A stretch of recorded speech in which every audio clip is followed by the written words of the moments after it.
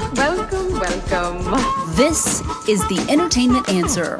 Little Hand says it's time to rock and roll.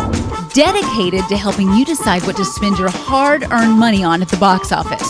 Looking for the latest DVD and Blu-ray releases? We have the answer for that too. I love it. I've got chills. Want something fun and untucked? I feel like I should say something smart. Welcome to the Entertainment Answer. Oh, welcome to this week's edition of the Entertainment Answer. You've got questions, we have answers, and as always, it's fun to be here. Now, last week you might have thought this was a fluke show, but we said we would be back. We're still here. It was not a programming error. It was not. So sitting across from me is Bryan Kluger. Hello. From High Def Digest and BoomstickComics.com. And then, of course, manning the cams, our techspert. Nice. Yeah, thanks. You like Wow. that? I came up with that. Did you get a title? Oh, dude, Preston has a long list of titles. Dave Curlee, Hello, techspert. Hi there. Who, if you've ever watched our show, he makes us look good in, what is it, 35.6.9 or something? Something. Did I hear a 9 in there? 2.35 to 1 cinema aspect ratio. Something like that. I don't, Yes. Yeah, he's like, I don't understand any of those words. And some sort of a Kodak film emulation that looks better than 70 millimeter all the way. Yeah. And then our very special guest, Mr. Preston Barta. If you listen to our podcast at all, you are very familiar with Preston from Denton Record Chronicle and Fresh Fiction. So thanks for hanging out with us, dude. Hi, Preston. Yeah, I mainly wanted Preston here because as you're listening to this show, Star Trek released this weekend, and the press screening was really late. And I wasn't sure if I was going to be able to see it before showtime, and I knew Preston would, so I wanted him here mainly because we love him, but also because I knew he would be able to bring us some Star Trek stuff if none of us had a chance to see it. But most of us did, so it worked out good. I love you, Preston. Now, and unlike last week, where Bryan and I got into this huge debate about Ghostbusters, which he finally came around and admitted it was pretty good.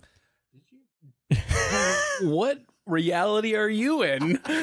Do you see the shirt I'm wearing? King of Bad News. Right. That's what I come with. But that was last week. I'd actually say that shirt is wearing you. It is wearing me. Yeah. So, but what's great about Star Trek is I think it's going to be a little different show this week because we all sort of liked it. I did. Maybe for different reasons. So we're going to talk about Star Trek. We're going to talk about movies releasing this weekend. And then also coming up, we're going to talk about our event of the week as we also look at theater, concerts, news, and that sort of thing. And then we're going to have a little tech talk as we get into what people use to stream and to get entertainment into their home, because there's a lot of different options. And so we're going to do a little tech talk coming up, and then also just things around the Metroplex that we are excited about entertainment-wise, and a little bit of sad entertainment news we're going to talk about as well, but all that's coming up on this edition of the Entertainment Answer. So Star Trek, good? I loved it. Of the three, where does it fit? Number 2 for me. I like the first one, the reboot, and then this third one, and then the second one. 1, 3, 2. I'm in the order that they were released. First one's the best, second one's the second best, the third one's Really? What? No, he's talking about the one with V'ger, Search for Khan, and or Khan, and Wrath of Khan, Search for Spock, Search for Spock, whatever. What? We're going old school on We here. are. No, and I'm kind of with Bryan on this because nothing will beat the first one, and I don't know if it's because it was the first one where we got to just see what J.J. Abrams did with the franchise, and it's so much fun and greatness. But I think the third one to me is better than the second one. I think the third one is really going to ingratiate the fans of Star Trek, the true Trekkies who love to watch the episodes. And the first one we got to see what a Star Wars fan does with the Star Trek franchise, which was really, I mean, it blew away anything we had seen Star Trek wise up to that point. I mean, the latter movies, while the stories were kind of they were visually great, but they weren't as stunning as the other one. And then I think everybody was happily surprised by the way the characters, the current crop of actors, nailed the personas of the characters. Carl Urban, you'd swear it was what's his face, played Bones forever. Yeah, he was that good. I mean, he's got. I like Carl Urban better. I like him as as a better Bones. He's got the rhythm. He's got the speech patterns down. I mean, it was like watching Face Off when Travolta and what's his face were Nick Cage were doing each other, and getting We each just other. compared Star Trek to Face Off You right just saw a now. different movie than I did. Yeah, but I think that was one of the big things about the new one is that everybody was so surprised that it was actually they were nailing these classic characters. Well, I'm curious about Preston. Why is it your third favorite out of the one? There's a line early on in the movie where they say, Kirk says episodic. And I think other critics have pointed this out, that this one feels very much like an extended episode. But I like how grounded this one feels. It kind of feels like in Empire Strikes Back when they're kind of confined to this one location. But for this one, it's almost the entire movie that they're in this one area. Kind of like, what was it, Hoth? Yeah. Empire Strikes Back. Mm-hmm. So I like that about it. They do some things I think that they improve upon is character moments. I think we get a lot of shine time with each of the different characters, especially Bones, which we talked about. And they're paired up differently, kind of like a great episode of It's Always Sunny. It's great to see Mac and Dennis together. It's great to see Dee and Charlie together, and just odd couples. So for this one, instead of seeing Kirk and Spock together, which we've seen in the first two films, we see Spock and Bones together. Which is really funny. Yeah. It is. Great. Yeah. And I think, too, it felt, and that's another point of it to me that felt like the old series, is where they're on an island, they're all split up, and even there were some points when it's almost like they went out of their way to make it look campy, like the old series did. It's like, well, let's don't spend so much on the graphics right here. The boulder could almost be paper mache, and we don't care. Yeah, no, I mean, I enjoyed it, and I enjoyed that they were on their exploration mission for like 3 years already, in that they're run down. There's a relationship with everybody on the Enterprise right now, and I really like that aspect. And then this thing happens. Yeah. You almost get to follow them to the kitchen sink. We get to see them a little bit out of their professional element. Mm-hmm. Yeah. There's a scene in the beginning where Bones and Kirk are having a drink together, but the conversation that they have is very much just kind of personal, and not like them talking about negotiations or their mission at hand. Mm-hmm. But what I was getting at earlier is just that this one feels smaller in scope compared to the first two. Oh, yeah. And I don't think it has that, to me personally, it didn't really have that sense of thrill and adventure that I had with the first two. I think it's very great in its own right. It's totally, completely different. But there's just something about it. I remember the first one, crying and tearing up in the first 5 minutes when Chris Hemsworth playing George Kirk dying, or just the sacrifice that he made, which kind of carries this trilogy in a way.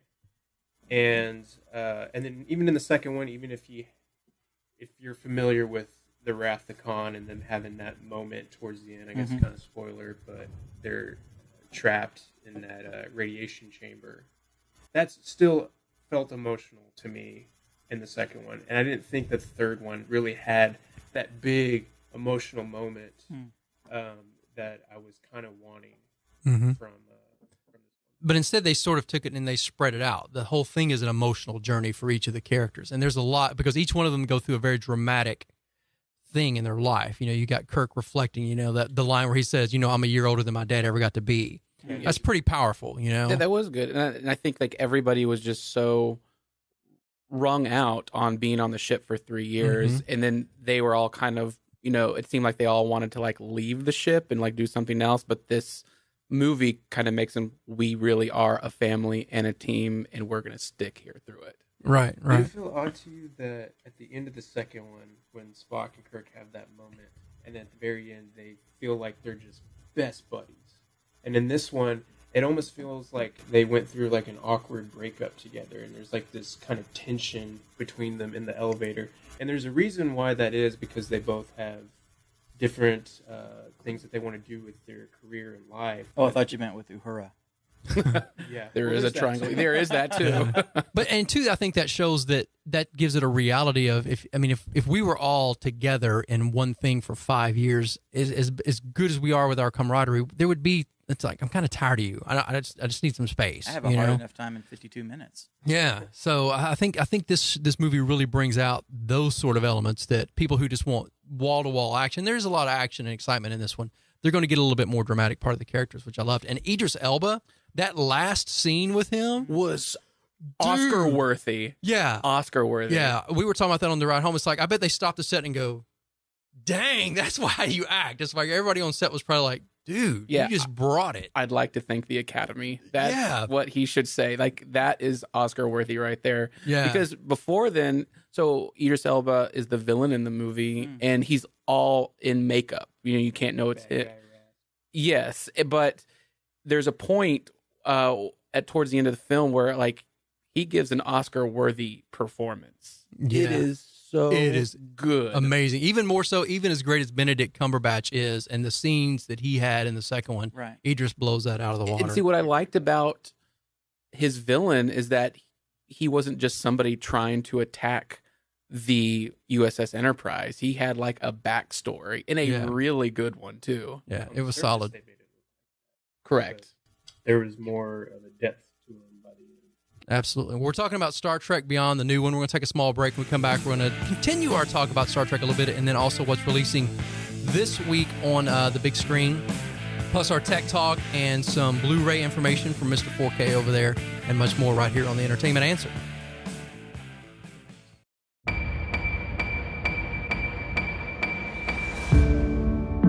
My dad joined Starfleet because he believed in it. I joined on a dare. You joined to see if you could live up to him. You spent all his time trying to be your dad. And now you're wondering what it means to be you.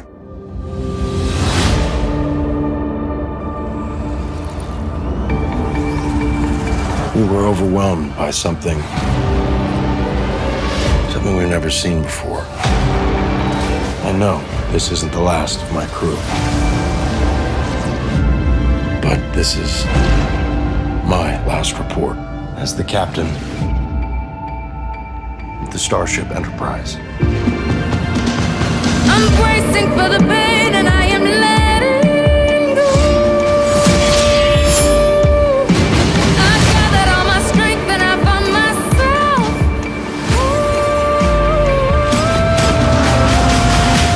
I hit a wall. I thought that I would hurt myself, but I hit a wall. Nothing like but I hit a wall. Let's make some noise. I hit a wall. I hit a wall. I hit a wall. Hold on to something.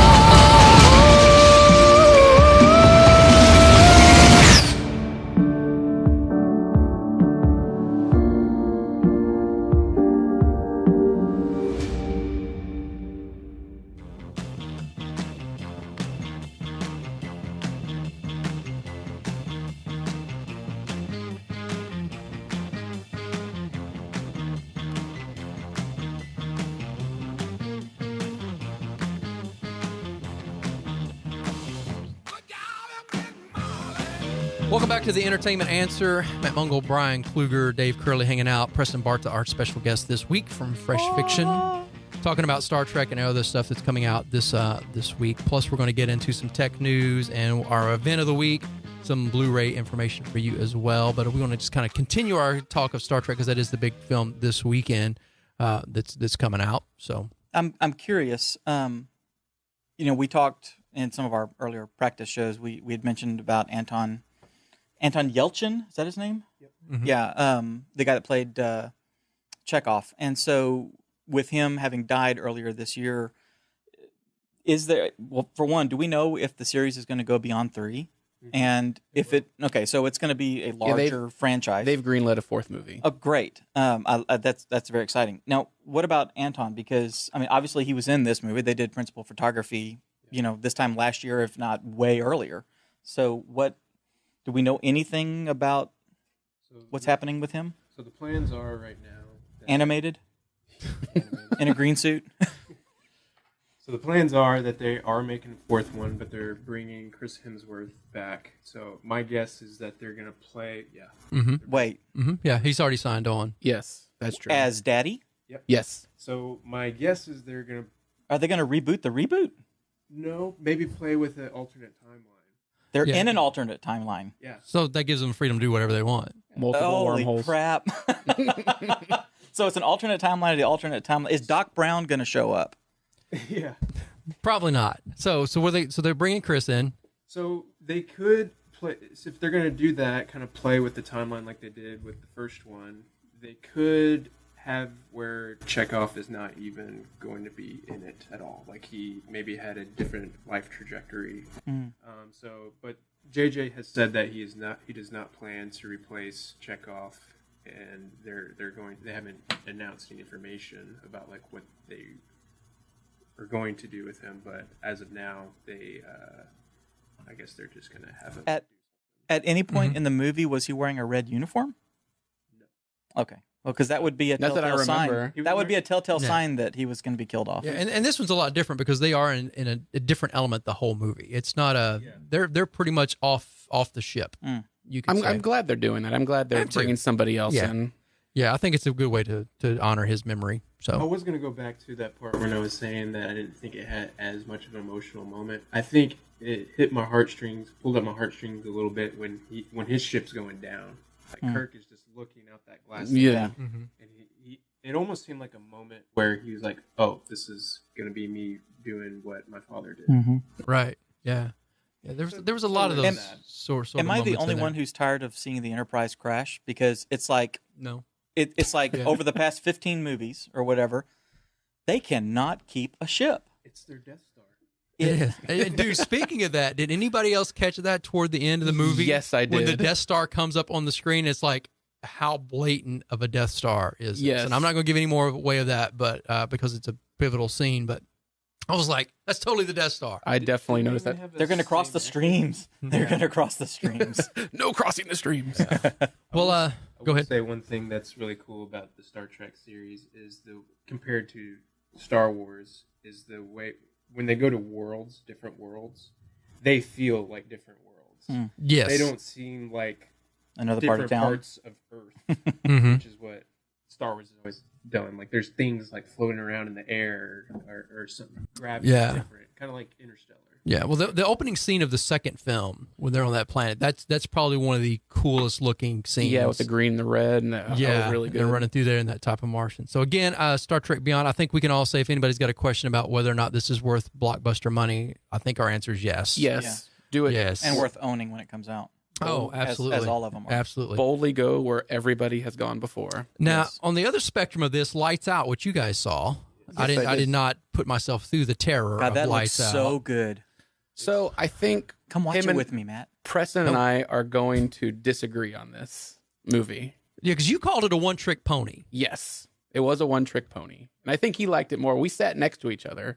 Did we hold hands? No. I did sleep with the lights on because You are it did. now. Yes, It had an effect on you then. it did have an effect. However, yeah, it was an effective movie. It had some good scares, but I think it was a one-trick pony. It was one trick up its sleeve where it was like long walks down a dark hallway or inspecting a dark closet, and then a hand jumps out at you or the figure appears, and that was really all they got. That was really all they had. Is it a Blumhouse?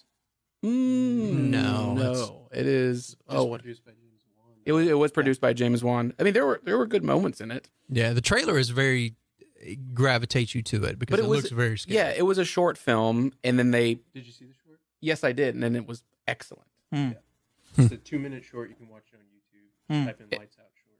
And Nice. they did it. It was a short movie too. It was like 80 minutes. 81 minutes. Yes. It flew by. It did. See, That's Paranormal Activity length right there. pretty much. I disagree in the fact that I like how not complicated of a plot it has. I think it doesn't feel as full of, say, like a Conjuring 1 or Conjuring 2, but I think the scares are they're universal. We are scared of being followed by people. That's why I think it follows Falls is great. We're scared about having the lights off and going in the middle of the night to go get a drink of water and then seeing a shadow or a silhouette. And so I think it was very effective, very just simple but effective. And so I like that. And I was surprised at how they built upon the short, because the short is just merely a woman flipping on her lights and then shutting them off, and then there's a shadowy figure there. And she turns them on, it's gone, turns on, gets closer and closer. So I think that's scary.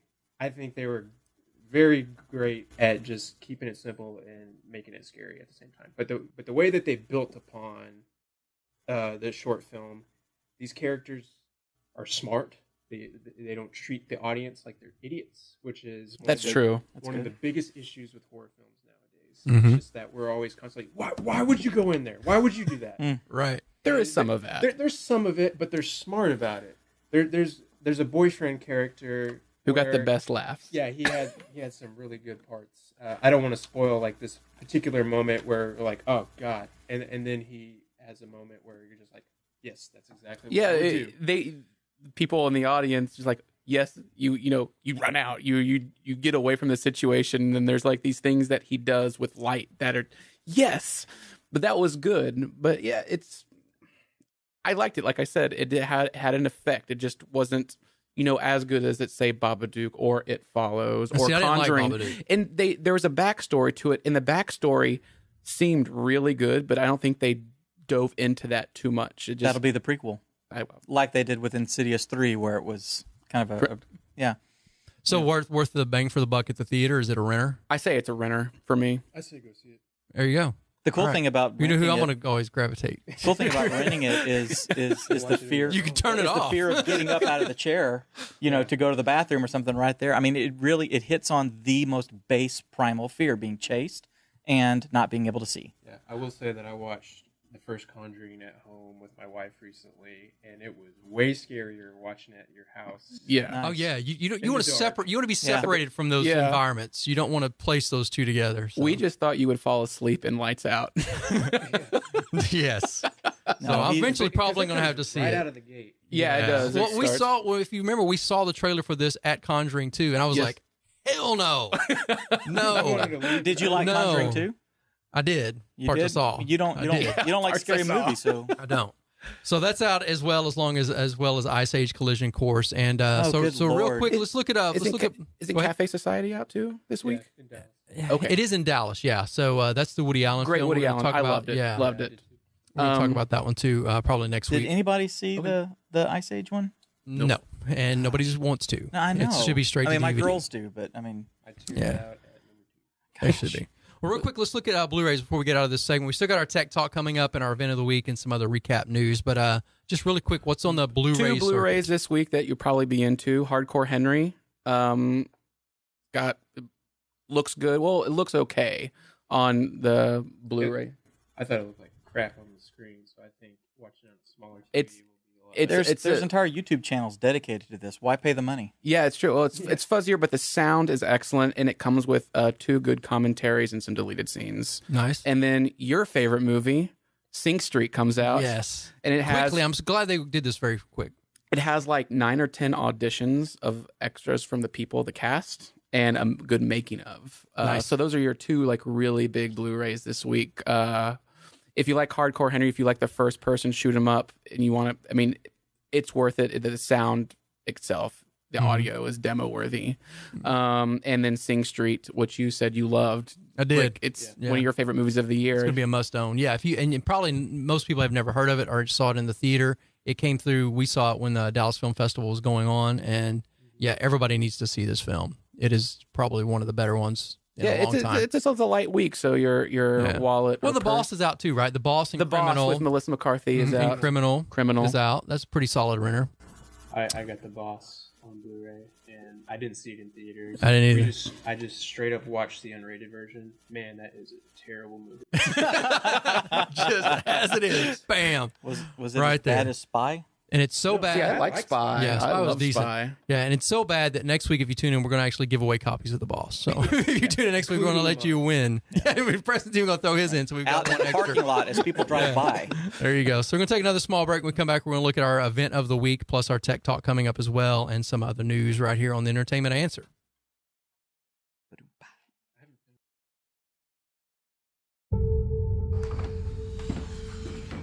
I'll see you tomorrow. You know, one of these nights, you could let me...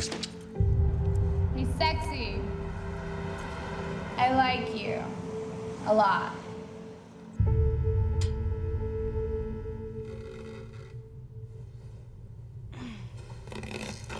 Hello?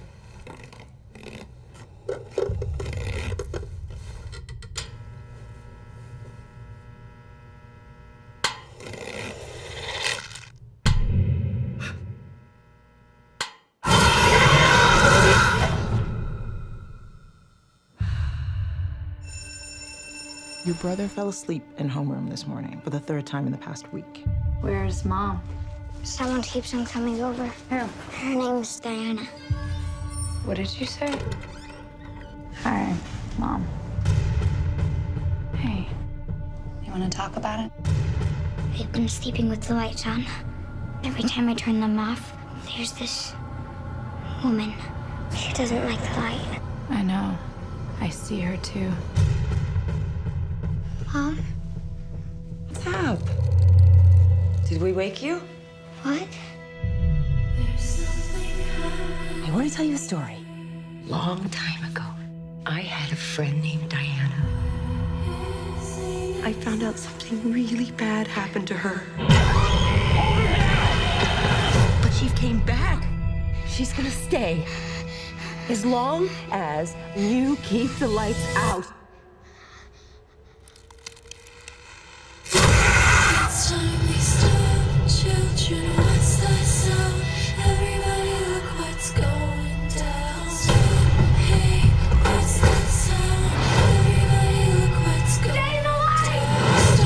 There is a dead woman in this house.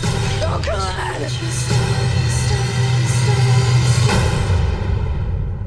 Everyone is afraid of the dark, and that's what she feeds on.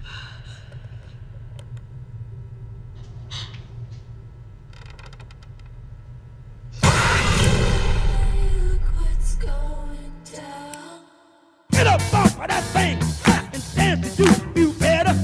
Get up off of that thing and dance to you. Sing it now.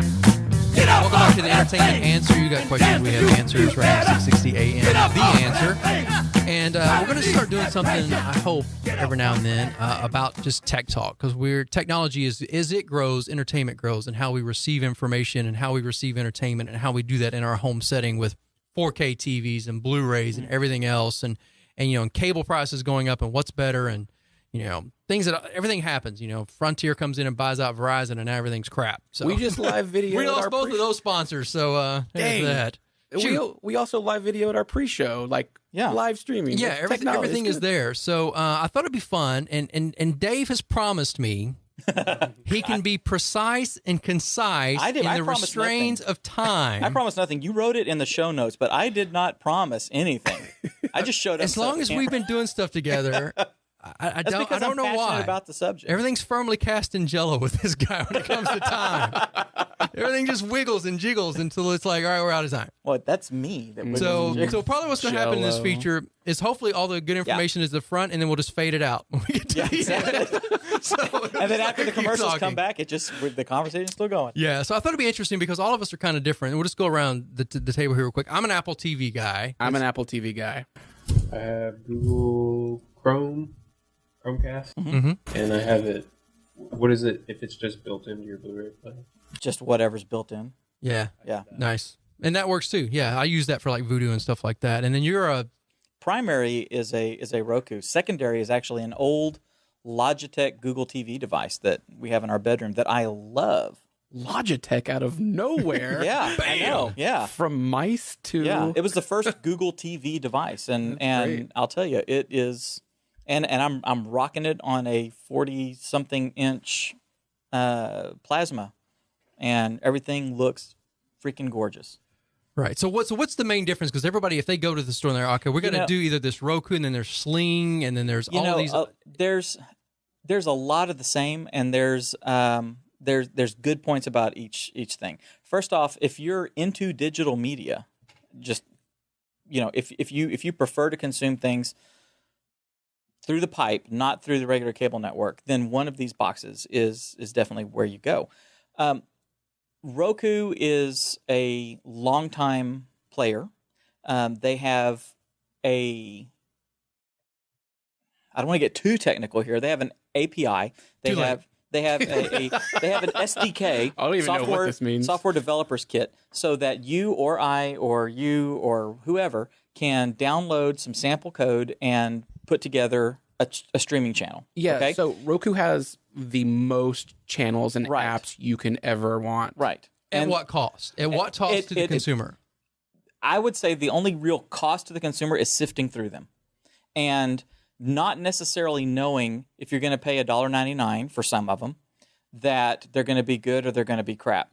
Now, what's cool is there's a lot of free, and a lot of the big networks have their clips, stations, things like that, some of their shows. Like Fox News has a channel on there, and they will do like the top of the hour news broadcast kind of things, and then maybe clips from various show segments, do things like that, okay?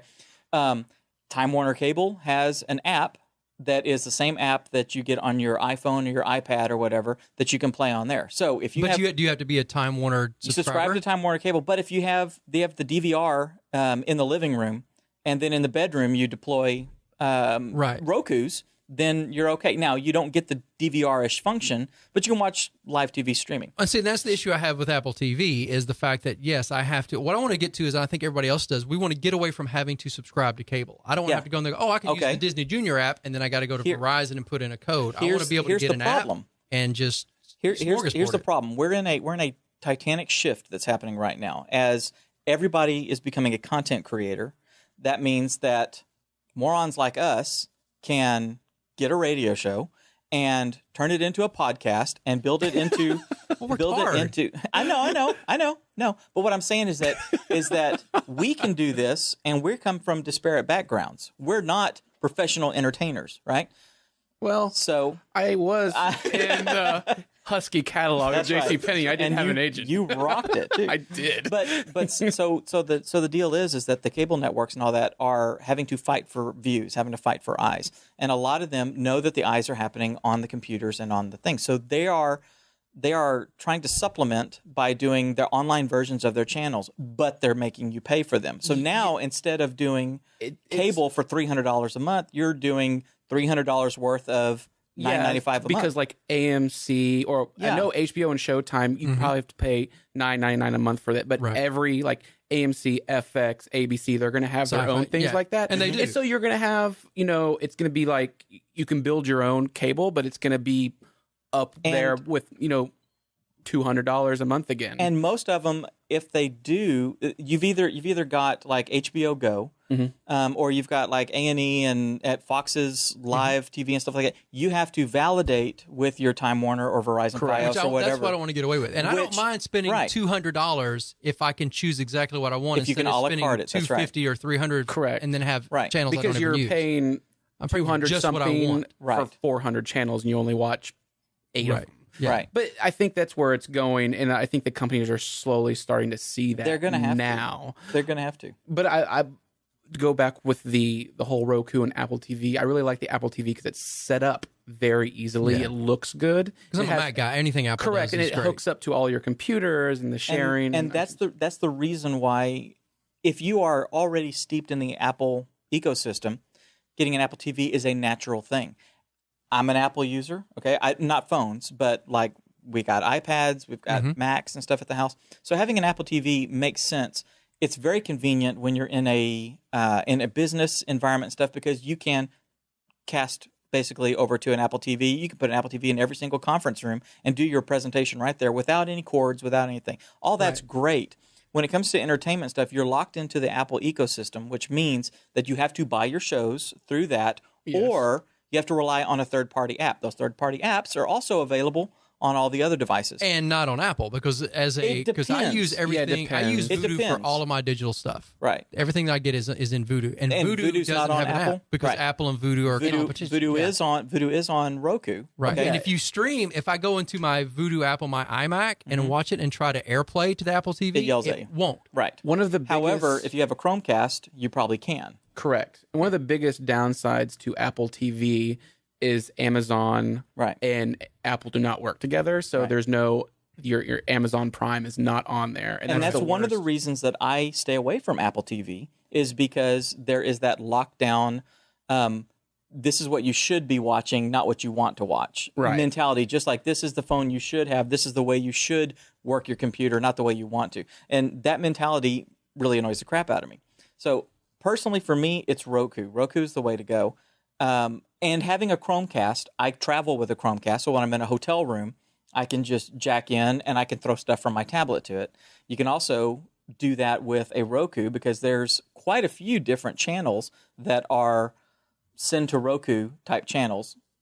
Now, when you talk about like Sling TV, that is if you are more like my dad. My dad has the TiVo boxes and he's got, like the 2 terabyte drives and stuff, and he records all just seasons of stuff and movies and all sorts of stuff. And so he's on that. So Sling TV makes sense for my dad when he's traveling because he can then remotely access it and he can schedule things. He can finish watching something that he started, that sort of stuff. Right. That's great.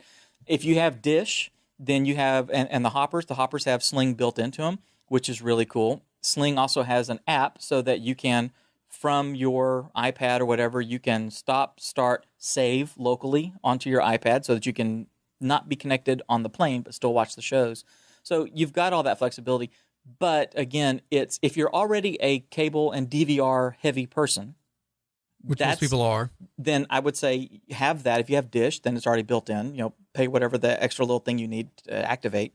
But use that thing and then get something else like a Roku. And I'll tell people get a Roku 10 times over getting an Apple TV.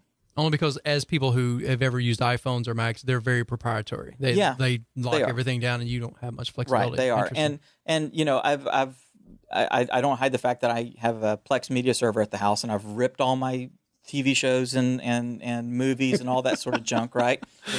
Yeah, no. What's this guy's name? Born to my side. Yeah. Well.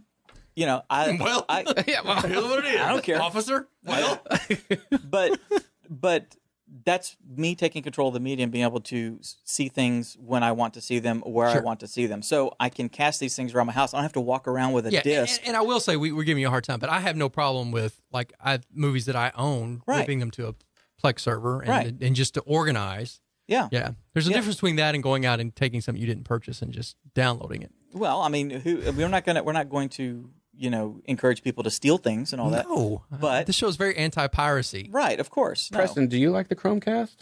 I enjoy it. I don't think you can do Amazon Prime on it. You sure? Yeah, I'm pretty sure. Because we tried it. Have you not just from the webpage?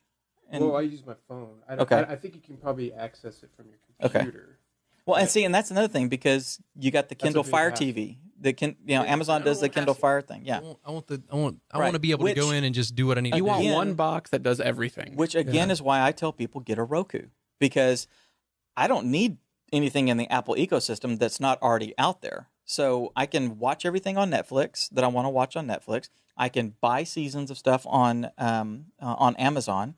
I can go over to Entertain Mart and buy for $9 the first season of whatever show I want to watch, come home and rip it to my Plex server and basically build my own Netflix out right there at the house, and everything can be seen on my Roku. There you go. So if your question is, what do I get? We don't have an answer for that. Get a Roku. We just don't know. Even though we are the entertainment answer, that's right. This don't have an answer. But I think it just does come down to whatever you're comfortable with using and whatever you want to do. So just try it and see. I don't know. Hopefully there'll be an answer coming around the corner on that. But we're going to take another small break. Roku. And I think Dave wants us to do Roku. Yeah, we'll be back after this small break on the Entertainment Answer with our final segment, telling you what's some cool events around here and some news as well right here on the Entertainment Answer.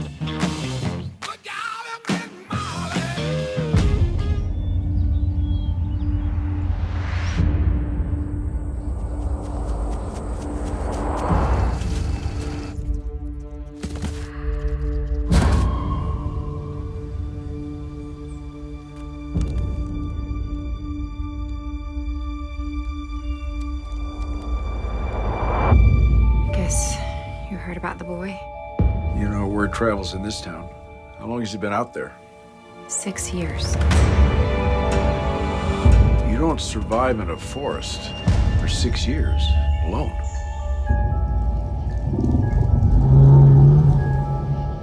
He says he wasn't alone.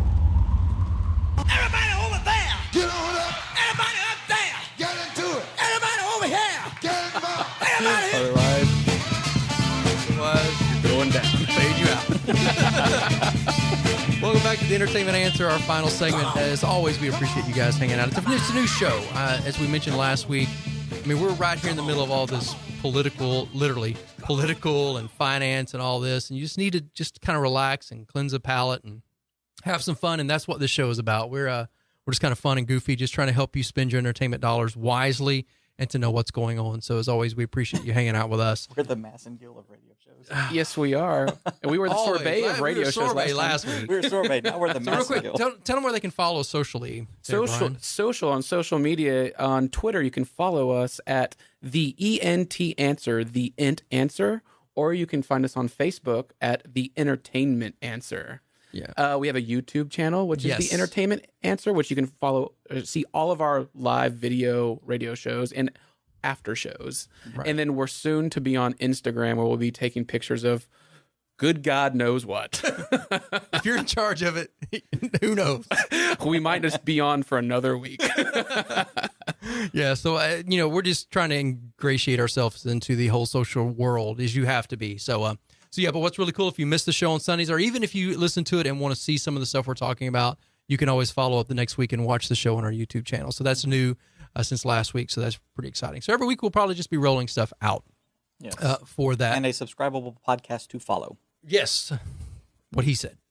That's what she said. Well, real quick before we get to the stuff that we're kind of amped about this week, because there's a lot of stuff going on. A little sad news with Gary Marshall passing. Yeah. And now all of us have little, I think, different things that gravitate us toward him, because, like, for each of you, what do you think of when you think Gary Marshall? Happy Days.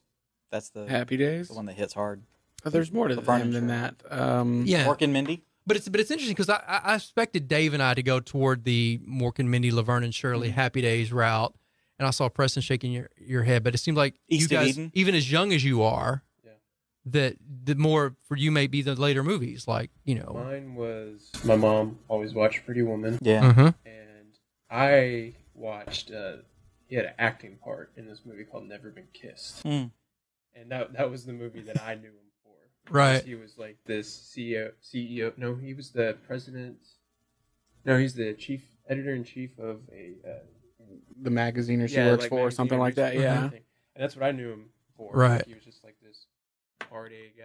Well, he was A League of Their Own. Oh yeah, he had so was many the movies. Yeah. the owner of the team. Right. Harvey, I think, and then he was the Majestic with Jim Carrey. Oh wow, The Majestic! I forgot about that. Which I like. Yeah, he was involved in a lot of stuff. Yeah, he was one of those, I think, that kind of helped, almost kind of like what Norman Lear did for TV. Right. Gary Marshall was in that, I think, that company of just kind of helping from the grassroots of bringing up and bringing some solid stuff. So he was will the be missed original for sure. Shark Jumper. Yeah, absolutely. He was the original. Oh, he Shark did The Jumper. Odd Couple. I didn't realize that. Yeah, he did The Odd Couple. Couple. Was a hilarious show. Yeah, so he had his hand in a lot of stuff that we might even have known about. So he will definitely be missed in the He'll be in entertainment the world. in memorandum at the Oscars Yes, for sure. Oh, definitely. absolutely. He might even be the last one that they kind of fade Hey, out it's on. been a Bowie and Alan Rickman. You never know. Dude, yeah. Dude, Every Alan year Rickman. it's just deeper and deeper. It's sad. I just can't.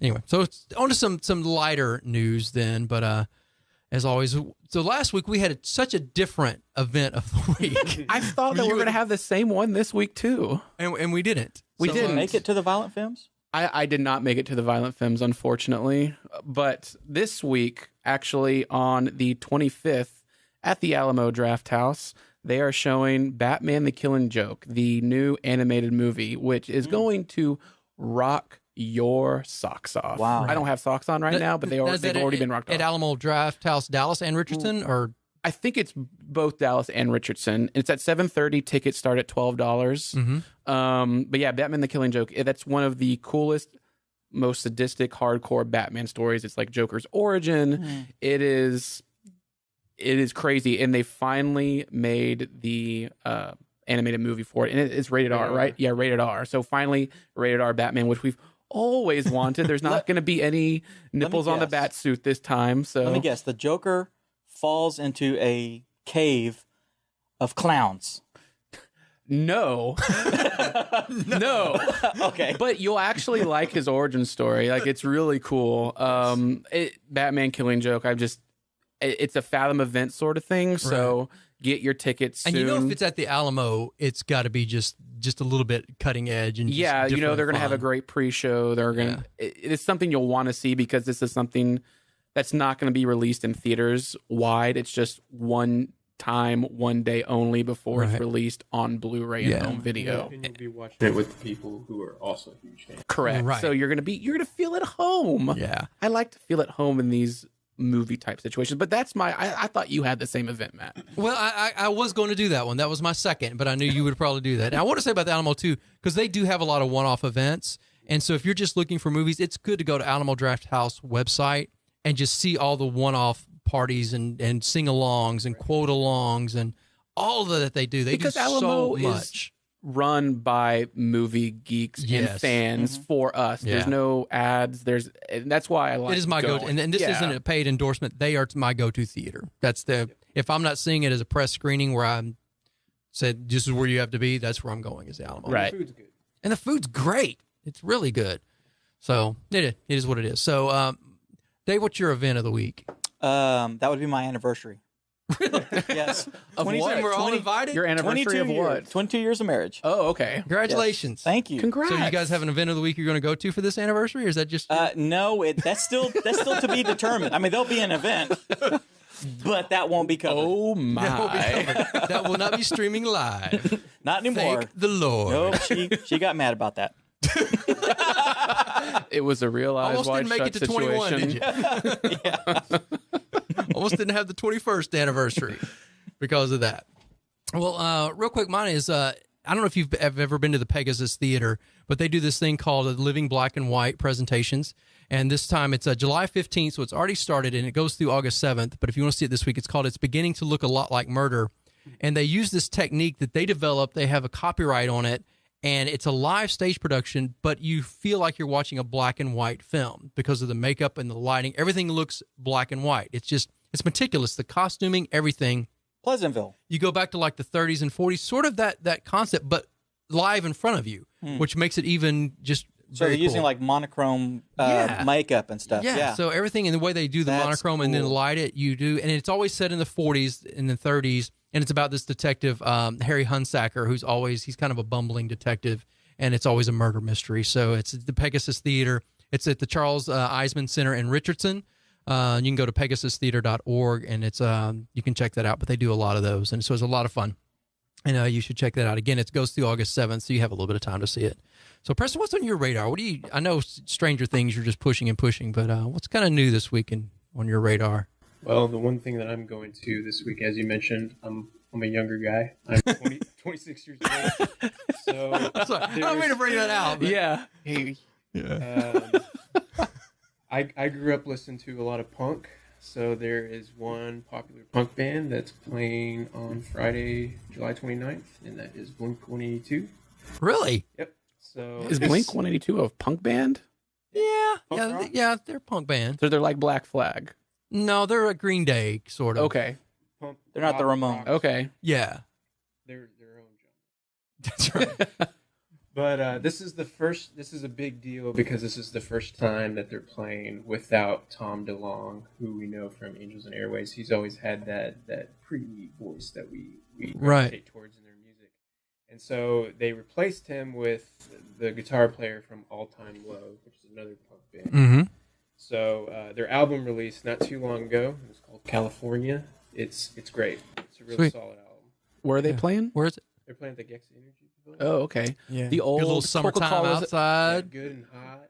The old right. Coca-Cola Starplex. I know. That's how it will yellow always be. Pages, it's been everything. So, yeah. All right. Well, cool. A lot of good stuff going on this week. As always, in the Metroplex like we live in, there's tons of stuff to do.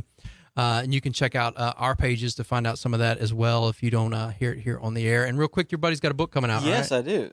My buddy Frank Redman is a longtime friend of mine, and his first novel is being kickstarted this weekend as we're broadcasting. Mm-hmm. And it is a crime/supernatural thriller. It is, if you're a Dean Koontz fan, you're going to love Frank's novel because Frank is actually mentored by Dean Koontz. Sweet. Do you have a website? I mean, where Amazon? Yeah, you can go to frankredman.com for a link to the Kickstarter because this is the final stage of the thing. It's the final push.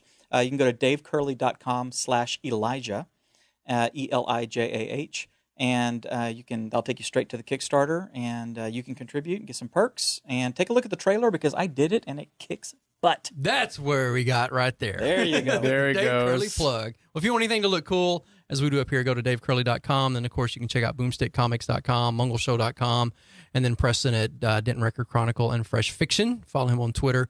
And as always, appreciate you guys hanging out with us. And we'll be back next week with some really cool information about a comic convention coming up. So that's going to be pumped. That I'm really excited cannot about. wait. I know. So we're going to have Big Fanboy himself with us next week right here on The Entertainment Answer.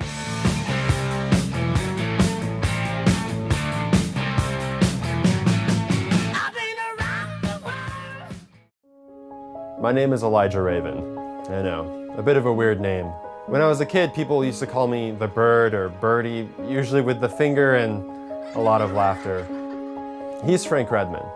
He created me back in 2012. The fact that I'm here talking to you today is a bit of a miracle. You see, in the real world, Frank has a rare form of brain cancer called gliomatosis cerebri. It's incurable, no chance of remission, terminal. He was actually supposed to die back in April of 2014, but as you can see, he's still here.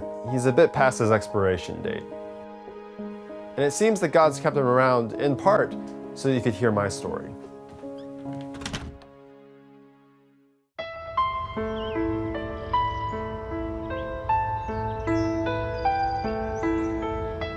I have what some would think is an amazing gift. It's more like a curse, though. Animals talk to me. I'm not a mind reader, but it's like they can sense I can understand them and project their thoughts to me. It's complicated. And that may all sound cool, but they don't talk to me about good things.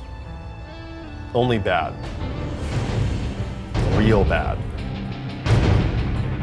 Dangerous things.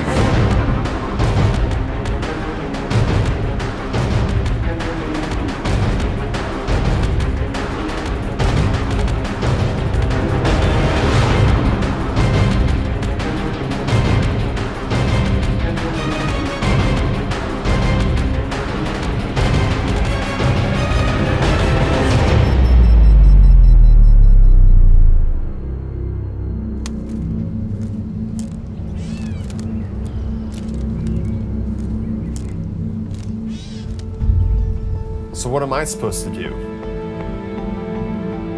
Get involved. Run face first into danger when all I really want is to be left alone.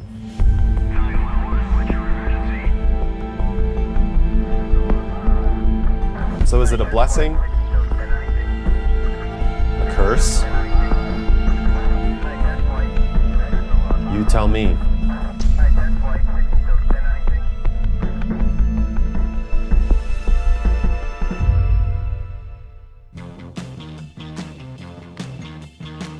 Show The Entertainment Answer is live now with Matt,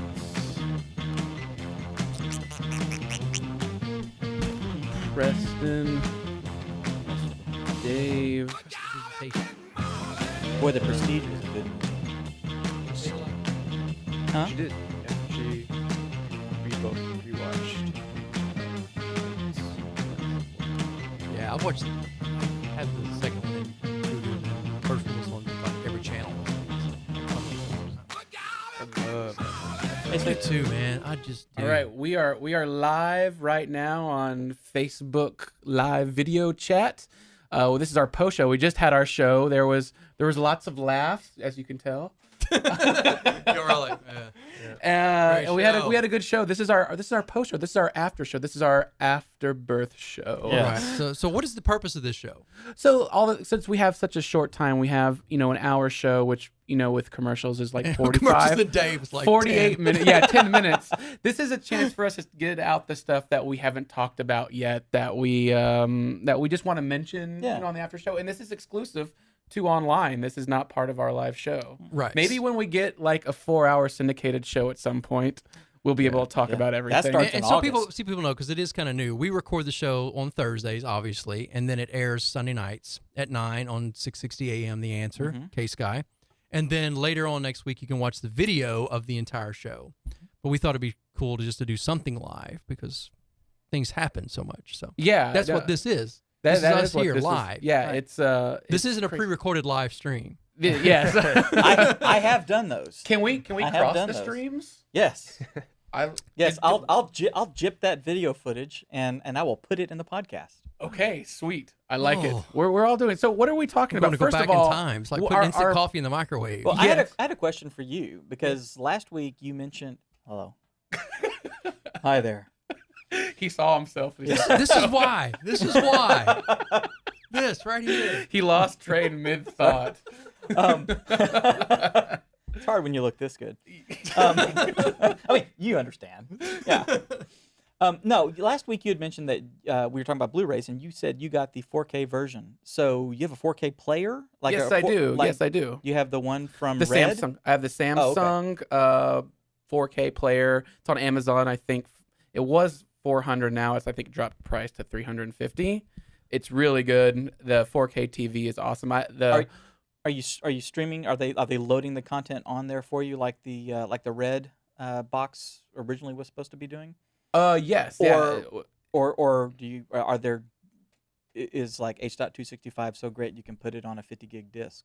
I'm trying to think of what the 50 gigs is right now. I think it might be larger than that. Okay. But it's worth it. It is amazing.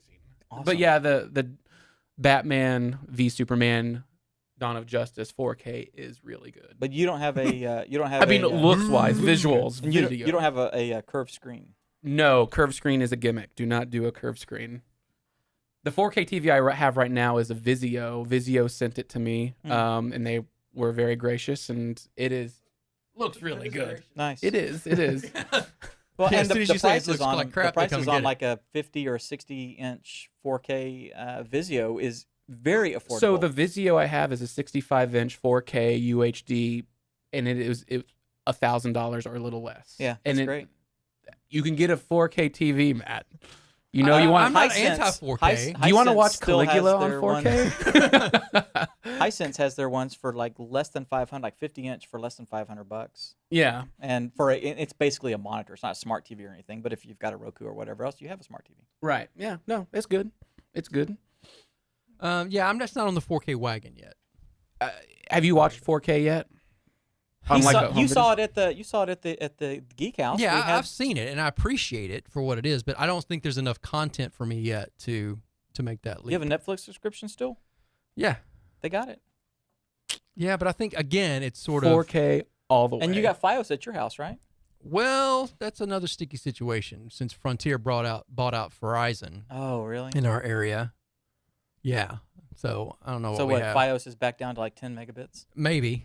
It's like I hear every time I try to get online. So do you do 4K yet, Preston? Nope. Not yet. Do you want to? I'm with Matt. They need to figure it out. It's kind of like when Blu-ray came out and HD was going on, even though I had both of them. I did too. I think now I want to save my money for something that I'm gonna rather spend my money on. What, like holograms? Right. So there'll be a time when probably we will all have 4K, and sure. we'll be talking about it like we do Blu-ray. But yeah, I'm just not. I don't need to do that right now. All right. There's no need for that. There's no need for that. I'll make the jump to TV before I do the player. I want the 4K. Yeah, that's smart. That's of smart. the Human Centipede trilogy. Yeah. Oh, good Lord. On Criterion. Now, what did they just? We just got an email about something they released. Oh, I haven't even looked. They just released. What was it? Boyhood. A Boyhood on Criterion. That's I'm Preston's getting that. favorite movie of No, I was thinking of 10 years. They released Fairy Tales and Love Letters of the Portuguese Nun from the 70s, and I don't think that's on 4K. I was the one she was should writing be. that to. It should be. It should. Why not get those old 60s, 70s movies on 4K? They'd Barbarella. That was in that whole. That's absolutely. Do you remember though in the 70s when all those what they call them? They call Nunsploitation. Nunsploitation I own movies. a collection of Nunsploitation films. Wow. Are you surprised? No. That's cool. Nobody is surprised. I should archive those on my Plex server. I will bring them next time. they We will are- have a Nunsploitation Yeah, I don't marathon. know what it was. I don't know who pissed off who in that time period. Some boy that would just had enough of nuns and said, Probably, I'm just gonna make these movies. what's John Waters, probably. But anyway, they're releasing 2 of those movies now, and so because I got an interview to do with what's her name, Linnea Quigley. Linnea Quigley from Return of the Living Dead was from the another 156B horror films. Yeah, but she's famous from Return of the Living Dead, which we talked about on last week's show, where she was the redheaded punk chick who got naked and danced in the graveyard. Yeah. Linnea Quigley is a cult horror star. Yeah, Look she her is up. known for her scream. She is the original true scream queen. So Right. yeah. So I don't know. I'm just kind of joking because there's some things I don't think I want to see on 4K. And that might be one of them. I want to see it all. Yes, you do, and you normally do. I do. I can't help myself. You know what? You are our Caligula. Thank you. That wasn't a compliment. That was a compliment for me, at least. Oh, man. But we did some interviews with the lovely, lovely ladies of the movie Equity, which is basically like Wall Street and women, right? Yeah. Women running Wall Street, which I was very. There you go. He's gonna take the camera. Keep it on himself. Which I was really, I really, my first question to them when I wanted to break the ice to them was, so Equity, this is a science fiction film, right? Women in Wall Street? What? But I didn't. I was too scared to do it. I was too scared to do it. No, but then after you got to know them, you probably figured out they would think that's funny. Yeah, absolutely. Because they were really lighthearted. They and were fun. really fun. They were great. Lisa Rayner and Mira Meenan or something like that. No, Mira Meenan. She's the director. And then the producer / actress, I'm trying to remember her name. Sarah Megan Thomas. Yes. Oh, I can't believe I remembered that. And then the first Alicia, she's on people know her from Orange is the New Black. Yes. Yeah, she's the heavy. And she was in Sideways as well. But they were fun. The movie Equity was fun. It was good. It was tense. I liked it. And they were a joy to talk with. Yeah, and we'll talk about that because it comes out end of August. Right. I think is when it's releasing, so we'll have some more. Yeah. So that was fun. We did it. Did you do the interview, Preston? Nope. Did not see it. Yeah, and we didn't have time to talk about this in the show because we are limited. But I do want to talk about Woody Allen's Cafe Society, which you saw, right? Right. Yeah. So is that on par with? Because I want to see it this weekend, but I think it's on par with some of his best films as of late, like Midnight in Paris and Vicky Cristina Barcelona, where it's like he's good at handling period pieces. Yes. As proven with Midnight in Paris. And he knows how to work with his actors, and he knows how to write a funny, quippy script. So is this Woody is like Match Point and Scoop and those? Well, or is Scoop maybe because it's a comedy, but I think it's a lot like Manhattan and Annie Hall in a way too. And especially Jesse Eisenberg. He's almost like he's a younger Woody Allen in the movie. He literally is doing like almost an impression. Yeah, I think that's what he is. But they're good. They're excellent. Yeah, he's the body language down. Nice. And Owen Wilson was kind of like him too in Midnight. Right. And I think Woody Allen narrates the whole film. But it's just that 1930s Hollywood. It's he knows how to do that. Clash classes because it's like the upper class meets the lower class and even East meets West with like New York and LA, because the way that he shoots it is very, very spectacular. Like everything in LA has this kind of gold look to it, and then everything in New York has this kind of blue feel to it. And he knows how to handle romance. Did you like Kristen Stewart in it? I like her as an actress. See, I like her too, and Yeah. she was really good in this. I really hope that she does They're more great period together. pieces. Yeah, they really are. They were great in Adventureland. This is their third time being together. And the American Ultra. American Ultra was Them good. and American Ultra was the best part of that whole movie. Yes. They were good, and was good. Steve Carell is excellent. There's more to him than what it seems like on the outside. So Kristen Stewart can do more than just heavy breathe. Correct. In Bite Her Lip. And Bite Her Lip, yes. Now, Or she is, Play with Her Hair. Yeah, She's in another movie called she's a good lip biter. Equals. Equals, It's coming yeah. out. I gotta watch that this week. Have you seen it? I have 30 minutes left on it. Do you? But I love that director. He did Like Crazy with Anton Yelchin, which is one of my favorite movies ever. I just really like that. It's kind of like The Graduate. But this one, it's hard watching it with all these dystopian young adult adaptations that are coming out, like the Divergent, which just got the Shafted. Oh, it's going to direct to... Yeah, direct. The last one's going to direct to TV. I've been saying that since the first one. But it's like The Giver, too. Just like this idea of or The Island. Right. Like being a part of this society where you're not supposed to show emotions and things like that. And I've been talking about it on the podcast for a while. Just the teaser trailer, just the teaser trailer is one of the most beautiful teaser trailers that I've ever seen, just because he knows how to handle showing emotions through just pure actions. Right. And not dialogue. And this one has a little bit of it, and I don't know, I guess just because it hasn't lived up to that feeling that I was wanting from it. But I don't know. Who knows? It might come together in this last 30 minutes. You got 30 minutes left. It could all come together. All right. Well, before we get out here on this after show, Bootios. We've been looking at this Bootios box the whole show. Only reason I know Bootios is I went to one WWE event, which was the biggest event of the year, WrestleMania. This year, and so I know what Bootios is. But Brian, why do you have a box of Bootios? Because we want them to sponsor us, and they make sure you ain't booty. And plus, there is a big pay-per-view this Sunday called Battleground, and as of recently in the WWE universe, Raw and SmackDown, their two big flagship shows, have split off, and there will only be certain wrestlers on each show. And they did the draft this past week. So Battleground is going to be the last pay-per-view where basically all the wrestlers are going to be wrestling each other, unless they're on a different show. So, and the New Day is a great tag team, and this is one of their marketing ploys, a cereal box of Bootios. There you go. So we can reasonably assume then, even though they're doing they're splitting the gang and they're doing two separate shows, that these guys will be making these surprise blowout appearances on each, come running in and slide into the ring. So this is not the first time WWE has done this. So there might be like a war type situation where it's Raw versus SmackDown come together, but that's not there yet. Avengers versus Justice League. Correct. And like if you look at the amazing ingredients and nutrition facts of Bootios on the box, it comes with magic, tricep meat, trombones, clapping, the power of positivity, hope, happiness, sweetness, and rainbows. It's right there. Nice. Right there, all in one delicious bowl of Bootios. Yes, it is. All right. Part of your complete breakfast. Serve it up. All right. Well, that's our post show. We got to get out here and give the studio to people who actually pay for it. It's almost like we commandeer the studio, and I feel like we just run out before they get here. So, but we have so much fun. We do. The studio loves us because it's probably the most fun this studio gets to see. If these walls could talk, It looks busy. It looks busy. There's so much going on. They're doing stuff in there. Yeah, that's what it is. Yeah, they must be important. They got tripods and stuff. There's more than 5 people in the entire radio station. No other show has tripods. Must be doing something important. Let's not All interrupt. the wires are plugged in. We assure you.